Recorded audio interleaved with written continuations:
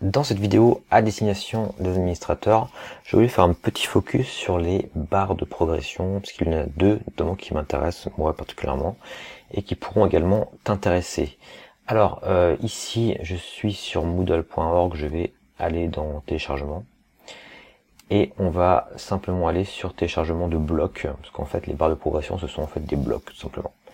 Ici je vais taper Progress dans le moteur de recherche, et je vais retrouver donc différents plugins qui sont liés donc à la progression de mes apprenants.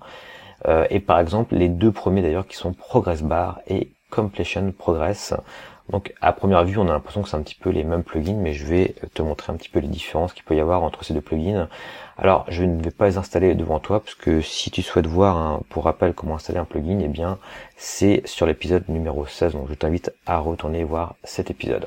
Donc j'ai installé déjà ces deux plugins, et je vais maintenant te montrer en fait à quoi ils ressemblent. Alors je vais maintenant sur le cours ici, ton Moodle en ligne avant ce soir, en mode édition, et je clique ici sur ajouter un bloc. Et là, bien comme tu peux le voir, j'ai ici barre de progression, et plus bas, j'ai ici donc progression. Donc je vais afficher ces deux plugins. Alors barre de progression dans un premier temps. Alors là, comme on le voit, il n'y a rien qui se passe en fait, simplement parce que je vais devoir configurer cette barre de progression moi-même. Voilà, c'est simplement ça que je vais lui montrer, donc c'est pas quelque chose d'automatique. Par contre, si maintenant j'installe l'autre plugin donc qui s'appelle progression ici, et bien là tu vois qu'automatiquement il va faire l'inventaire des activités sur lesquelles j'ai activé un achèvement. Ici par exemple glossaire, si je passe ici la souris, je vois que c'est ici la deuxième activité sur laquelle il y a un achèvement, et ensuite tous les modules ici qui sont à télécharger, qui apparaissent également dans cette barre de progression.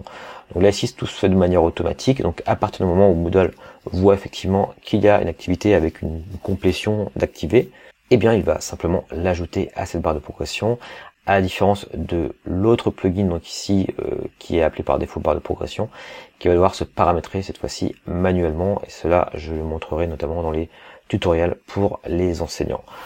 Voilà, donc tu connais maintenant la différence entre les deux plugins donc de barre de progression qui sont les plus connus entre guillemets, et cela peut bien évidemment être intéressant que tu l'installes pour tes enseignants ou formateurs sur ta plateforme Moodle.